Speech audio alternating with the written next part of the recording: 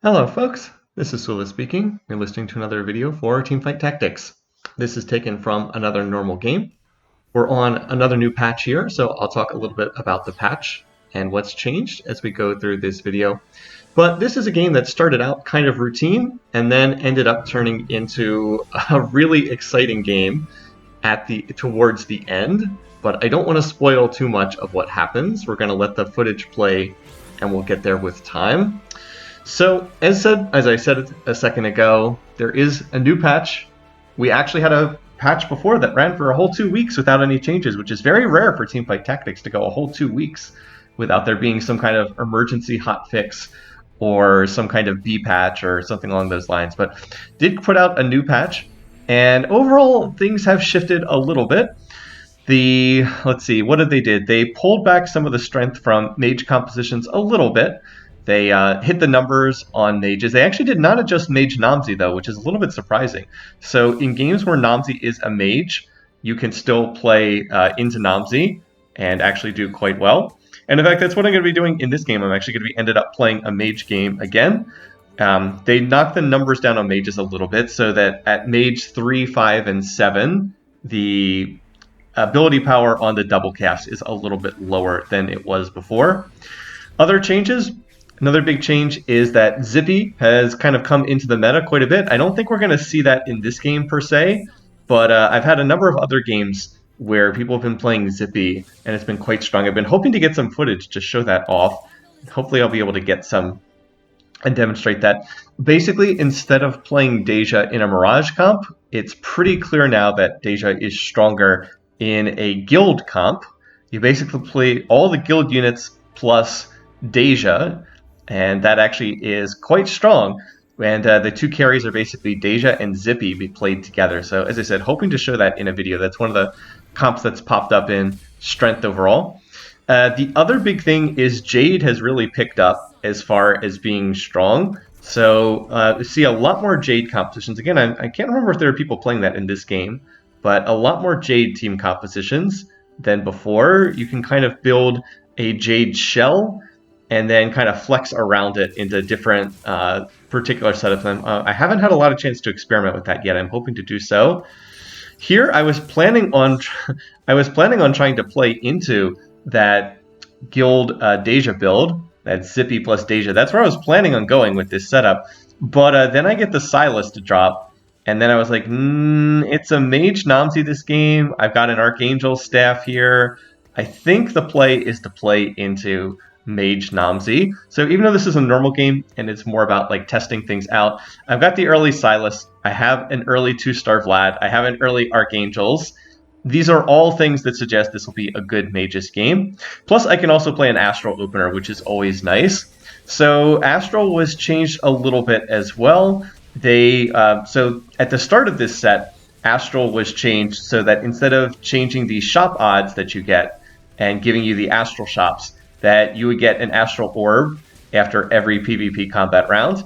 And they've already tweaked the Astral loot tables twice. Once in a previous patch where they did away with some of the very weird stuff in terms of how Astral functioned on the release version. And then the Astral loot table was tweaked again in this patch, basically so that it was a little bit harder to 3-star Astral units. It was a little bit too easy to keep getting Astral units out of the orbs and then look to 3-star like Vlad and Lux and Skarner, and just a little bit too easy to 3-star them because you keep getting Astral units out of the orbs. So they changed it in this patch so that you're more likely to get gold and less likely to get units. Obviously, units are better than gold because you can play the units or you can sell them. Gold is just money. That said, running an Astral opener is still quite nice because it feeds you extra income. Note that I got 1 gold coin after that round. Now, 1 gold is not a ton, but anything that accelerates your economy in the early game is still very useful. We actually have 3 different economic traits. Well, really 3.5 economic traits here in set 7.5. You have Astral, which provides the loot after each round. You have Shimmer Scale, which gives you the Shimmer Scale items. Looks like the item in this game is going to be Determined Investor into Diamond Hands, or at least the first Shimmer Scale item. And then you also have Lagoon, which also provides economic rewards. And then the half trait is Mirage, because Mirage can give you the pirate version, which then also gives you loot. Anyway, this fight is a example of why an early Archangel staff on Vlad can be very strong. If you notice, Vlad just sat there and kept tanking, and I won a fight that I really had no business winning there. Unfortunately, it put me at 9 gold, but I didn't want to sell anything. So yeah, early Archangel staff on Vlad is pretty good. He actually can carry you through really stage 2. I wouldn't really say much past stage 2, but he can actually carry you decently with that item if he's 2-starred and he has an Archangels, because every time he casts, he's healing, and then it ramps up throughout the fight as the Archangel staff gets stronger. So like I said, you saw me win a fight I really had no business winning, but this does mean that Vlad in a national comp is a good item holder for a number of later AP carries. So he can hold this item for Soam in a Lagoon comp. He can hold this item for Deja. I mentioned that was where I was planning to go at the start of this game. And then later, if you're going to play into like the legendary dragons, he can hold this item for like for Al Shin or Aurelian Soul, but you would probably need to switch to someone else. I don't think you can go from Vlad straight to Al Shin, or at least it's going to be the rare game where that happens. Anyway, but yeah, he is once again still sitting here, and again, a round I probably shouldn't win, but I do end up winning because Vlad's able to heal for a disgusting amount while holding that Archangel staff. Alrighty, so far so good. I lost the first round, but remember, I was only level 3 for the first round. I was only level 3 for the first 2 rounds. And combined with the Astral trait giving me a couple of extra gold coins, I'm actually doing quite well in terms of economy here. A little bit better than I would have been expecting. I did do well enough that I'm now last pick on the carousel, so that's slightly annoying, but we'll have to see what we can get here. So I wouldn't have minded taking the sword. I was trying to get a sword towards a potential Shojin, but that's not gonna happen, so I will just go ahead and take the belt. And I can't really play the Malphite. I mean, I guess I could, but I can't do a whole lot with that. I did decide that since I was running Astral, I would just pick up additional Skarners in the hopes of maybe I could 3-star Skarner. I know that the Silas is going to stay in this board the entire game, but there's a decent chance that the Skarner will stay on my board the whole game too, just because if I can 3-star Skarner, that's probably a better Bruiser frontliner than anything else I could run. Alright, so I'm going to go ahead and level to level 5 because I want a win streak, so I want to see if I can keep win streaking here. Modest win streak, but a win streak of 2. It still only drops me down to 10 gold in the bank, so it's not that bad. And then there's a Lilia in the storm, so I can toss her in, so I get made straight in, and so now the units will start double casting. So like now Vlad will not cast one time, but it'll actually cast twice, and that's pretty nice. Also, Lilia will do a decent amount of damage as well this early in the game. She can be useful. I would prefer to have like Lux. Actually, would definitely prefer to have Lux in there because it would give me another star level of Astral trait, but I have not seen Lux yet, and she has not popped out of any of the orbs. But so far so good. He's able to win that round, and win that round pretty easily. And there we go, there's a Lux. So I will definitely play that over the, definitely look to play that over the Lilia. Alright, by the way, I've also got some extra Vlad, so it's like, alright, well, I might as well play the Vlad. I was trying to figure this out. Do I play this over the, Varus? That's right. Now I'm remembering back to this. I played that over the Varus because that keeps the same, keeps Astral trait in, although I could have played Lux over the Lilia to get an extra rank of the Astral star level. But I also wanted to get that bow off Varus so I could put it on Silas and make a Zerat portal. Mage comps really like having Zerats for the front line because most mage comps are generally stall comps, and the Zerat minions give you additional time to stall the board. So I'm pretty happy with that. I have also made one mistake in here. I have 4 mages in. I'm playing the Lilia. I actually should have taken Lilia out and played the Zyra, because that would have put Whisper trait in, and then that would have given me some of the armor and magic resistance shred for the Silas, and then also for Zyra. That's why I picked up the unit, because I already had a Silas, and I knew that I would want to play into Zyra at some point. Now, Zyra did get nerfed pretty heavily in this patch, so that was, oh wow, and then look at this. I just natural my way into 2-star Silas super early. That's a humongous high roll in this game. Then I also find another Vlad, so I'm actually getting pretty close to Vlad 3-star. Anyway, so as I was saying, one of the big nerfs in this patch was they hit Zyra's numbers really hard. I think they nerfed her damage and they nerfed her mana, and then they did the same thing to Seraphine as well. So big nerfs to both of those units because they were pretty dominant in the previous patch. So not a fun time for Evokers, to say the least. Zyra, Seraphine both nerfed pretty hard. One of the other big changes that they did was they changed it so that Jace no longer knocks people up into the air when he uses his ultimate. They increase the damage but remove the crowd control from his ultimate. By the way, there's yet another Silas, and when I see that, I'm like, okay, let's hold the Silas. To have 4 Silases this early means I actually have decent odds to 3-star this unit. And I know Silas is not coming out of my team comp. So I'll definitely do that. And then, oh, okay, there's a Soam at 2% odds. Okay, that's going to change my game plan. I was not planning on playing into Soam. My plan was I was going to run Namzi and run 7 mages with Namzi. But now I'm like, I hit the Soam this early. I could just play into Soam here. There's no reason for me not to play into Soam here. So I have the potential to go to level 6. I will drop the Vlad temporarily. I'll put this does mean I'm probably not going to hit Vlad 3-star because I just sold a 2-star Vlad. Put another 2-star Vlad back on the board again. But I think this is worthwhile to do because now I'm able to go up to 4 mages, get 3 Lagoon in, 3 Astral, 2 Bruiser, 1 Dragon. It's like I hit the Soam early, and I already have good items to play Soam. So it's like, yeah, I definitely want to do this. Definitely want to put that Soam in. You have to take advantage of things that are dropping for you. So even though this was not my initial plan in the game, I'm just going to pivot here. But it is going to be a little bit different team composition than what you might see with Soam. I am not planning to play into 9 Lagoon. I'm also not even planning to play into 6 Lagoon. I think I'm just going to play 3 Lagoon and really push the mage straight. And look at this. I'm going to get a mage heart here. That's super nice. There's also a Talia here. I decide I'm not going to pick up the Talia because I don't think I'm ever going to play, or I do pick up the Talia, but I don't think I'm ever going to play this unit in this team composition. I already have 5 mages. I have, I have Silas, Vlad, Lux, and then the Soams. That gets me to 5. So at level 7, at level 7, I could put Zyra back in for Whisper's trait. And then at level 8, I could put Namzi in, and that gets me to 7 mages. So that's my plan right now. It's like, okay. And I can't remember if I end up selling the other mages here, but I think I do at some point soon, because I was trying to plan this out. And I was like, yeah, I don't think I play Talia.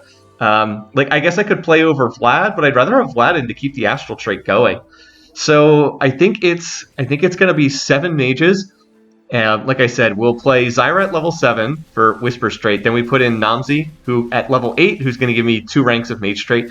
And then if we can get to level 9, we could then put Zyra back in again. I mean, obviously, if I can turn Zyra into a Mage, then that throws some of that out the window, and I would definitely look to play that unit. But yeah, I think that we'll just run on this, and we can run Astral Trait for now, and then later on down the road, replace Vlad with Zoe, at level 9. So that's the game plan for this game. We're gonna run Namzi plus Soam double carries, both of them getting mages. And so right now I'm gonna itemize the Soam, and then after that, if I can itemize Soam, then I will look to itemize the Namzi after that. Of course, I haven't seen even one Namzi yet, so that's maybe getting ahead of myself. But I'm pretty confident I can find at least one Namzi down the road. All right, well, since this is an Astral opener, I do want to talk briefly about how Astral operates. I've talked about this in some past videos, but it's still useful because the game does a very poor job of explaining what goes on with the Astral trait behind the scenes. So you have these different tiers of Astral. You have Astral 3, Astral 5, Astral 8, but they do not affect the stuff that comes out of the orbs. You might think that they would, because it's kind of intuitively you would think, oh, if I go to Astral 5, I'll get better orb quality. No, that is not how it works. Higher tiers of Astral gives more ability power to the Astral units. However, it does not actually increase the value of the Astral orbs or affect them in any way. What does affect the Astral orbs is the number of star levels of Astral units you have on your board, and that's what ultimately affects them. The higher the number of star levels on your Astral units, the better the things that you get out of the orbs. So what Astral units do I have on my board right now? Well, I have Skarner. He's 2-starred, so that's 2-star levels. I have Vlad, he's 2-starred, so that's 2-star levels. And then I have Lux, and Lux is 1-star, so that's 1-star level. So 2, 2, 1. I have 5 total ranks of Astral at the moment, and that dictates the quality of the drops that come out of the orbs. So it's important to know kind of where the breakpoints are. There's kind of 2 major breakpoints in the Astral loot table right now. The first one is at 7-star levels. At 6-star levels, the average value, I think, is about... the average value is about 1.5 gold per round for 6 Astral, and then it jumps up to 3 gold per round at 7. So if I can get up to 7-star levels, there's a big breakpoint there. By the way, on that carousel, I was able to get a blue buff, and I was very happy to do that. I really need tiers to make this build work, and fortunately I was able to get them. Then, because I'm on the big win streak, I'm on a 7-match win streak, I'm going to go ahead and level to 7 and put in Zyra to get Whisper Straight back in again. And that'll definitely make this a stronger setup because now I'll get the armor and magic resistant shred on Silas and on the Zyra. But going back to the previous point about the astral orbs, so when you get to 7, there's a big jump in the value, and the next big jump is at 10. Now, of course, to get to 10, how do you get to 10 star levels of astral? Well, you have 5 astral units, and they're all 2-starred. 2, 2, 2, 2, 2. That's, you get 10 star levels from that. So you have to be playing pretty heavily into the trait in order to get that. That seems unlikely here, because I don't plan on going beyond 3 astral. I don't want to put in Nidalee, and I don't want to put in Varus, based on the composition that I'm running here. By the way, this is a pretty big round. I was able to interrupt this person's win streak over there. So that was the other win streaking player in the lobby. They also went to level 7. They actually went down to level 7, 10 gold, but I was able to interrupt that win streak. So big, big, big, big, big for the lobby. And then, yeah, and then by the way, look at all these Skarners I'm getting. I'm already up to 8 Skarners. So I'm actually at kind of a sweet spot for Astral in the sense that if I'm trying to 3-star the Vlad and the Skarner, because I'm at 5-star levels of Astral right now, I actually have pretty good odds to get Skarners, Nidalees, and Vladimirs, and I've had good luck. I've been getting mostly Skarners. I've not been getting a lot of Nidalees, which is one of the other 1-cost unit. Now, I really want to win this round because this is the last round before the minion stage, and I would like to carry the big win streak. I knew that there was someone in the lobby who had a Zephyr. I did not actually know that this person had Future Sight. By the way, they added a huge buff to Future Sight in this patch. Future Sight was previously a gold augment. Now it's a silver augment. So yeah, it got a lot better. Honestly, it would be worth taking just to get a Zephyr. But you don't just get a Zephyr, you also know who you're going to hit. So big, big buff to that augment in this patch. And fortunately, I was on it. I knew that that was someone I could hit who had a Zephyr. And I was able to dodge it with Soam. I mean, I might have won that round anyway, but I was able to dodge it. And I'm pretty happy that I'm now on a 9-match winning streak, lost the first round of the game, won the next 9. So I should be able to get to level 8, hopefully. And look for, still looking for that Namzi who has not shown up yet. Also looking for more Soams. I've only seen the one, but I did hit the one Soam at 2% odds, and that was pretty lucky. So that was really kind of the high roll moment of the match here. I've also been getting good augments. The +1 mage from a silver augment was really, really, really nice, because otherwise I'd only be at 4. Otherwise I'd have to play another mage, and I would not be able to play the Zyra right here. And that actually is a pretty big deal. And then out of items here, let's see, I've got another tier. That's kind of nice. I would like to turn that into like a Shojin for Namzi or something. I'll have to figure something out to do with this. Meanwhile, I've got this extra belt, and I was like, ooh, I'd really like to make another Zerat portal. So I'm going to just put this on Skarner in the expectation I will probably be able to get a bow at some point. So like I also have the item remover, so I can always item remover the Zerat off of Silas and put it on Skarner as well. But I'm hoping I can just find a bow and get another Zerat portal, because Skarner's going to be 3-starred almost certainly. And once that happens, he obviously gets a stronger Zerat minion for being 3-starred. All right, anyway, we're up against someone who's playing the Seraphine Clump. This is a team setup that definitely got hit very hard by the nerfs in the most recent patch, because the key units in the comp are Seraphine and Zyra and Graves, and Seraphine and Zyra both heavily nerfed, as mentioned before. So this person already has 5 Seraphines. They obviously are trying to get to the 3-star version of the unit, but they're still a pretty good ways away, and they are a level 7, 10 gold, and they're down to 27 HP, so they are not in great shape there. All right, so it's time for another augment, and there's a cybernetics there. It's not one that really helps me all that much. It's the armor version, cybernetic shell. Not really great for what I'm running here, but I still think it's the best option of the 3 I had available. And then, oh, okay, well, this is interesting. I was planning on, I was going to play Namzi here, but there's also an Aurelian Soul. Could I just play Aurelian Soul instead? That actually feels pretty good. I'll just play this for right now. So this is going to take me up to 6 Astral. It gives me another Astral star level.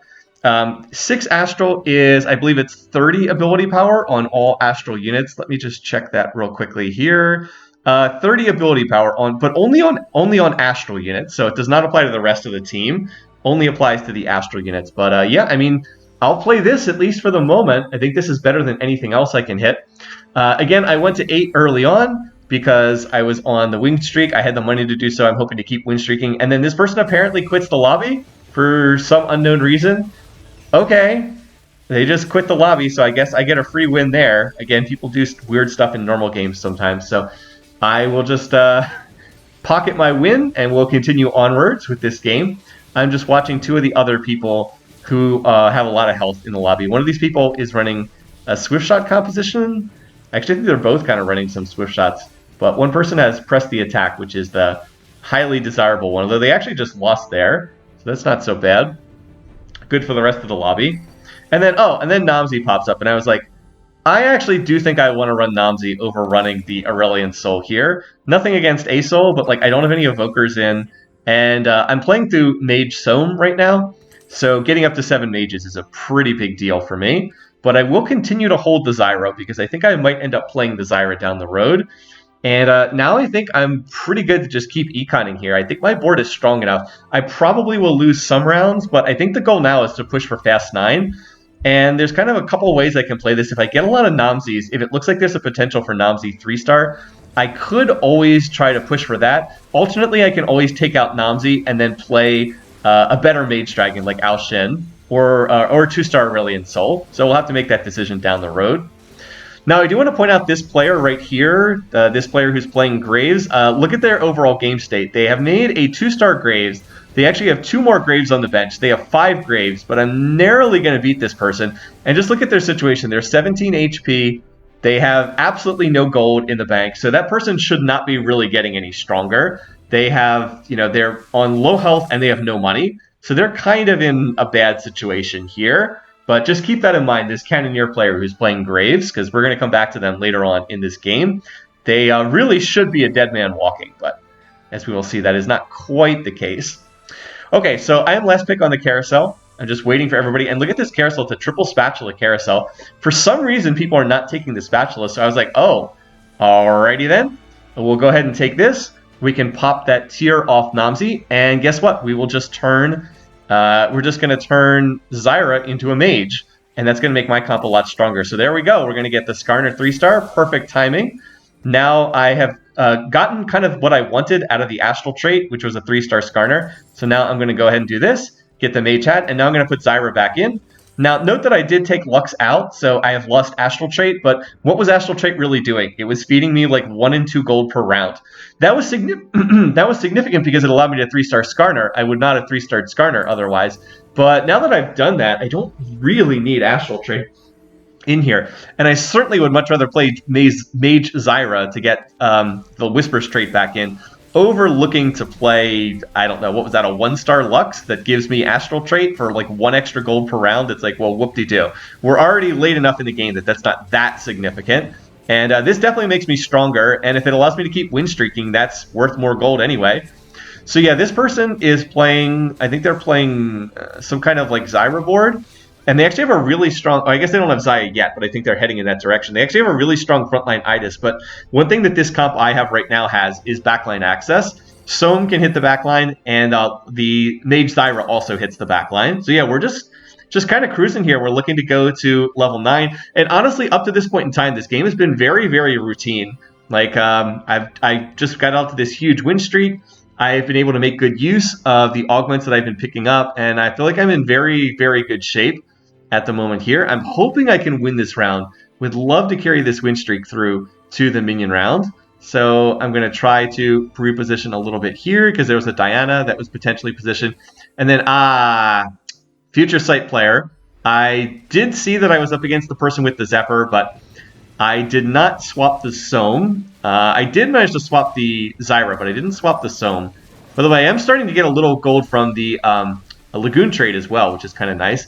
Now, it's unfortunate that their Zyra keeps hitting my backline, so come on, Zyra, burn to death. There we go. Got the Zyra to burn to death. And it looks like we're going to win this round anyway, even though Soam got Zephyred. Now, can I get to 80 Lagoon stacks? So I would have liked to have hit 80 Lagoon stacks because 80 Lagoon stacks is an item component, but and that would have been helpful for knowing what's going to come out before Treasure Dragon, but that does not happen.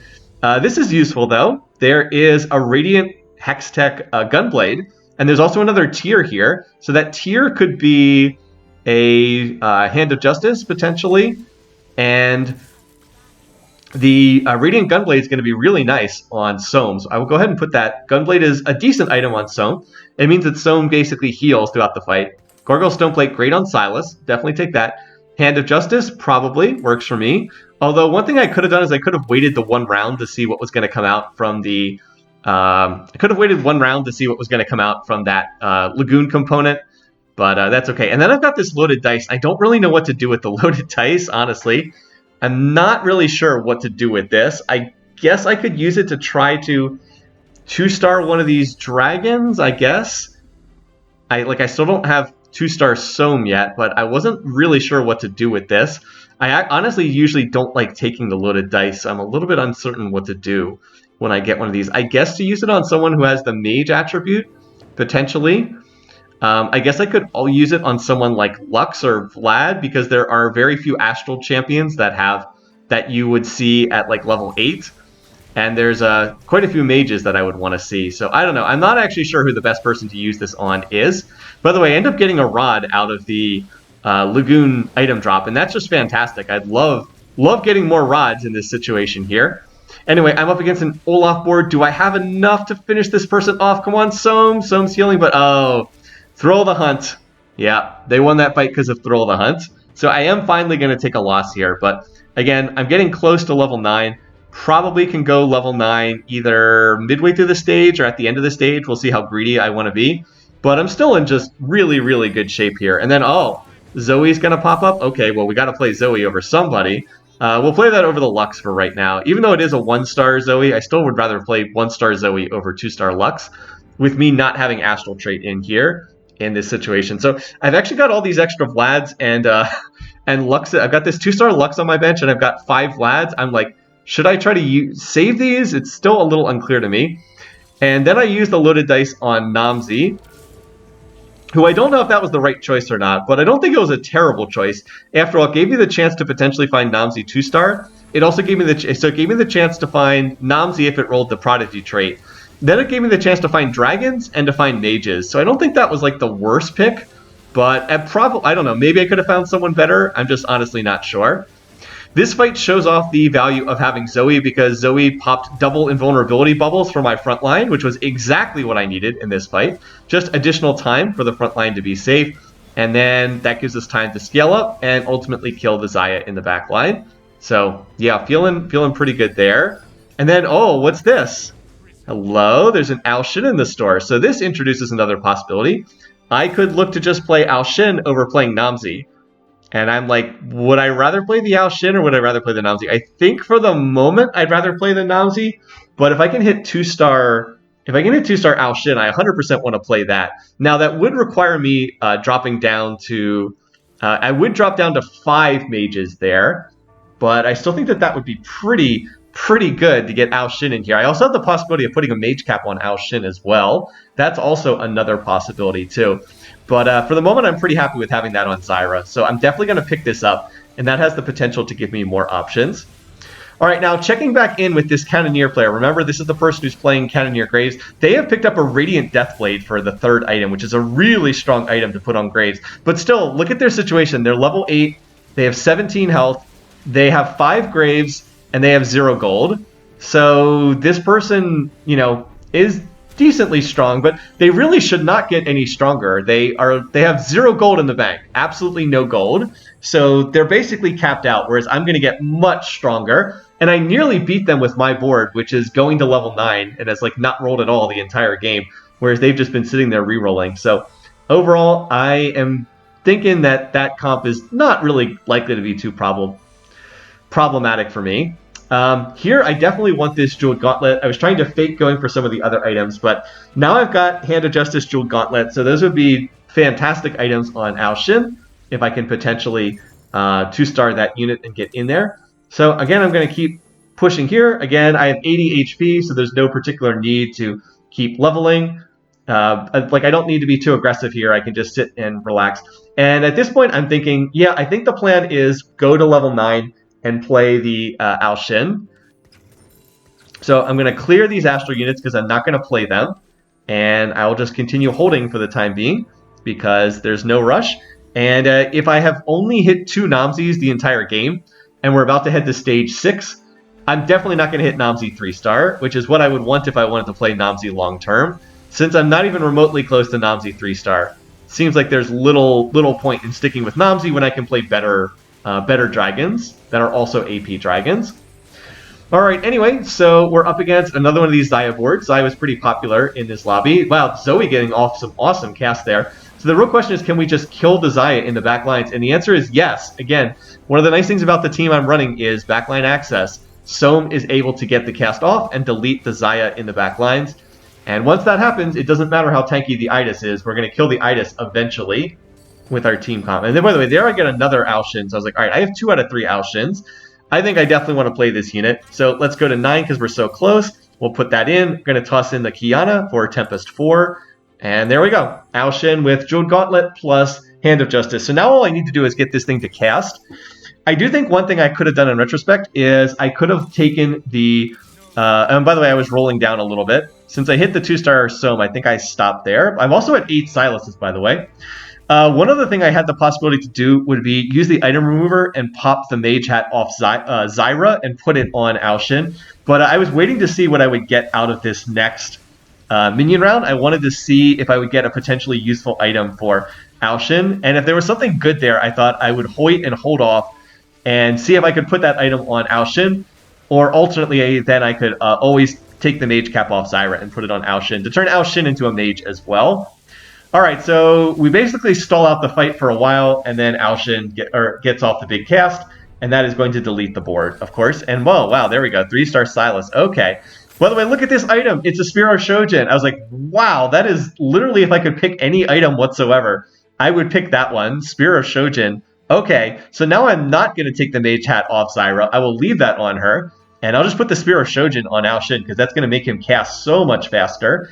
And if I can just 2-star the Alshin, that should be enough. I feel like this should be enough to win the lobby, because I've got 3-star Silas, I've got 3-star Skarner for frontline, got the Zerat portal for some additional stall.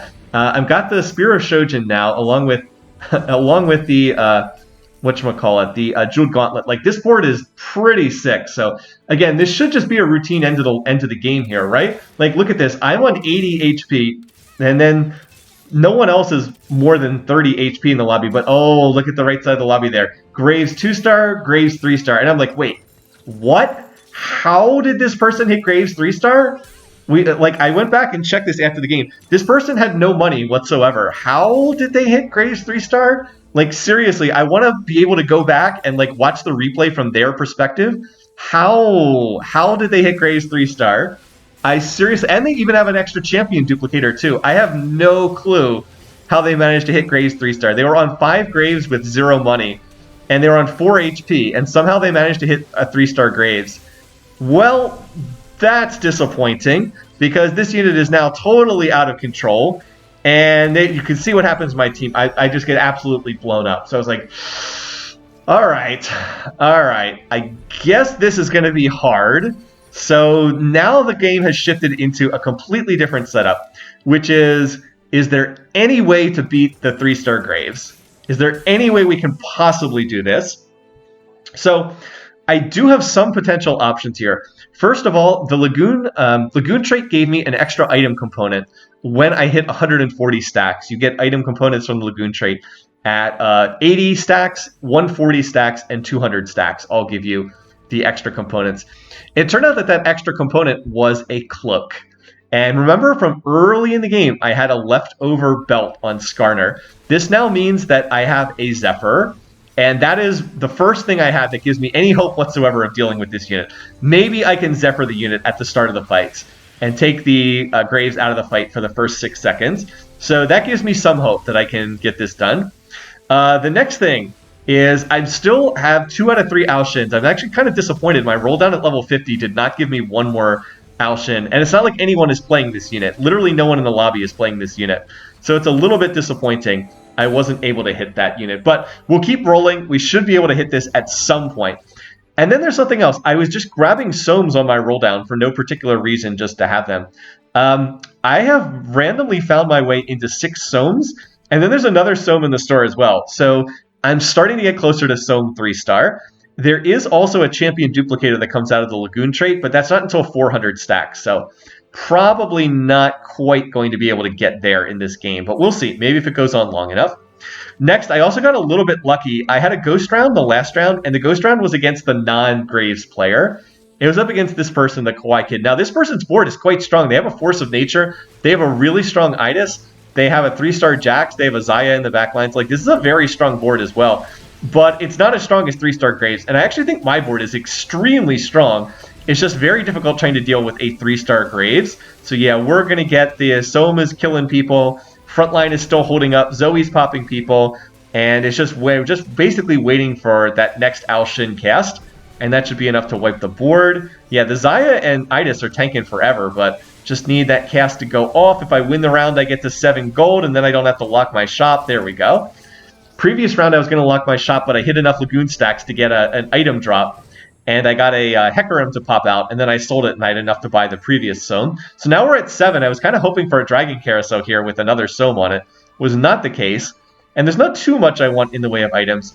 I definitely don't need the Sunfire Cape because I have Sunfire Board Augment. So I'm going to take this Dragonmancer emblem. I was like, okay, I'm already playing the Lee Sin for Tempest Trait. We can turn someone into a Dragonmancer.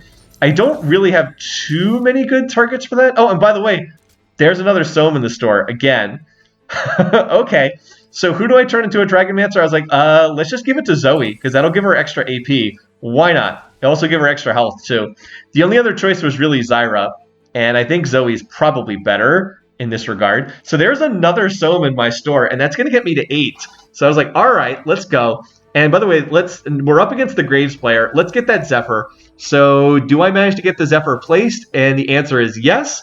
I have the Zephyr placed. Unfortunately, though, this person also has a 2-star Yasuo with diamond hands. I was like, that looks pretty scary. But at least I'm able to unlock my shop. I get another Lagoon drop just in time to pick this up.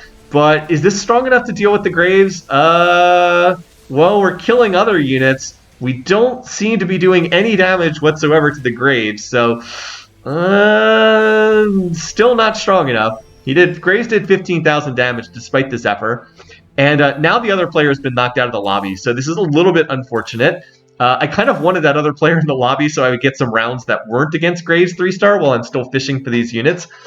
So, that fight did not go as well as I was hoping for. I was not even close to killing this person, despite the fact that I was able to hit the Zephyr.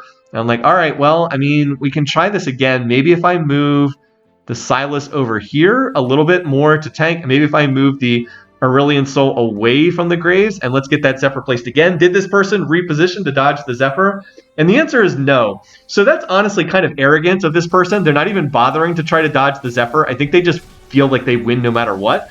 But honestly, that's pretty arrogant. Not even bothering to attempt to dodge a Zephyr because you're that confident you're going to win anyway. Maybe not, though. Maybe they were just not paying attention. I don't know. But yeah, so once again, we are not close to wiping the board. And that was not what I was looking for there. So, we got another minion round here. So we got a second here. I'm just hoping I can hit some of my 3-stars. As far as Graves go, let me just read his ability description. So Graves' ability, he has Cannoneer Tempest traits. His ability, Quick Draw. His passive is his attack spread in a cone of 4 bullets in front of him. So he has kind of minor AoE on his attacks innately. His active is Graves dashes towards his target, quickly fires 2 attacks, grants himself armor and magic resist for 4 seconds. So basically his ability is he dashes forward, attacks twice, and then gets tanky, gets extra armor and extra MR. So at Graves 3, he's getting 80 armor and magic resistance, and he's getting that repeatedly. All right, well, there we go. There's the Al-Shin, and oh my goodness, there's the Soam as well. So holy cow, we have now hit. So we have 3-star Soam, and we have 2-star Al-Shin. So now we've got a shot. Like, now we have a chance. I've also gotten a Hand of Justice. I don't really know what to do with this. It was either put it on Zoe or put it on Zyra. I actually thought that Hand of Justice is a damage item. Thought it would actually be better on the Zyra, because Zoe doesn't really deal damage per se. All right, so once again, let's try now. Now we've got the 3-star Soam. Now we've got the 3-star, or the 2-star Al-Shin. But, oh, okay, this person actually does reposition the Graves. Yeah, now they're paying attention. Now they realize that this is actually a fight that I could potentially win here. So I just need to keep my units alive. Come on, and oh, Al-Shin does not get the cast off. Does not manage to get his cast off, and oof. Yikes, that Graves is so freaking strong. he really has just about perfect items for this unit. So he's got the Bloodthirster for healing. He's got the Giant Slayer to cut through the health on my 3 stars and my dragons. And the Radiant Deathblade is just so bad for me. So the Deathblade gives more AD depending on the star level of the unit. Radiant Deathblade is 100 attack damage. 100! And then that synergizes so well with the Bloodthirster and with the Giant Slayer. So, oof. All right, we've got one more shot to pull this off. One last chance to do this. I'm going to try to shift Alshin to the corner, and I'm just going to take a guess at hitting the person with my Zephyr. And I was like, oh, I think that hits the Graves. I think I've got him. Okay, up goes the Graves. Now we've got a shot to do this. Come on. Come on, let's get this done. I still have to worry about the Yasuo as well. And keep an eye on Alshin. I need him to cast, and Zoe's going to get the bubble off. Invulnerability there. Now I just need Soam to try to pop this unit. Come on, Soam. Oh! Down goes the Graves 3-star. And wow, that is a fight I was not sure that I could win, but power of Perseverance in this match. Really, I needed everything to go right. I had to hit the Zephyr. I had to have Alshin's cast go off. I had to have Zoe get the invulnerability bubble so Alshin would cast. And then I needed Soam to target the Graves and pop him with enough damage so that he was one shot and didn't get a chance to keep healing. So, wow, what a game. I mean, you can say it was a normal game, like not a ranked game or whatnot, but like, isn't this why we play the games in the first place, to have moments like this? What an awesome ending to that match. Anyway, thanks for watching. Thanks for listening. Hope you enjoyed this one. Take care, folks.